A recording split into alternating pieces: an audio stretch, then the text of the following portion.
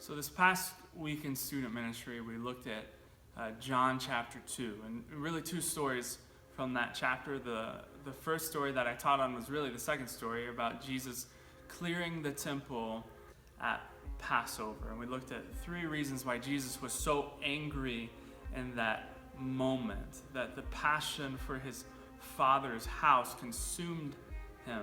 And then the first story you all went through during life group time, and you went through Jesus going with his mother and his friends to a wedding in Cana, and then all the wine runs out, and so Jesus miraculously turns this water, lots of water, into lots of wine.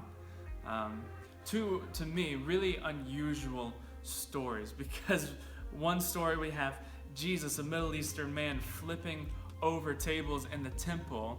Another story we have Jesus at the wedding, who maybe he didn't even really know a lot of people there, making more alcohol for the wedding for people to consume. And so two very unusual stories. But just as a recap, we talked about Jesus doing the miraculous, Jesus performing signs, and that every one of Jesus' signs was for the purpose of pointing people to who he really was. And I mentioned that people loved those signs. People loved the miracles, but they really struggled to love Jesus. And so I'll read to you something that we read last week. So this is John chapter 2, verse 23. It says, "Because of the miraculous signs Jesus did in Jerusalem at the Passover celebration, many began to trust in him. But Jesus didn't trust them because he knew their human nature. And no one needed to tell him what mankind is really like." And so they loved the miracles, but they couldn't see past the miracles to find out who Jesus really was and is. Until chapter 3. And so we see kind of what Jesus is talking about fleshed out in the narrative of a Pharisee, a man that comes to meet Jesus at night.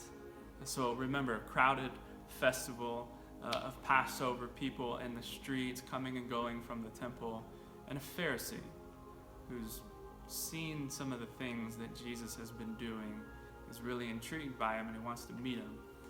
And so instead of making a big deal of it, he says, "I gotta go meet this guy, and I'm gonna go at night to meet him." Really an unusual story of what it means to come and meet Jesus, and what Jesus requires of you when you meet him.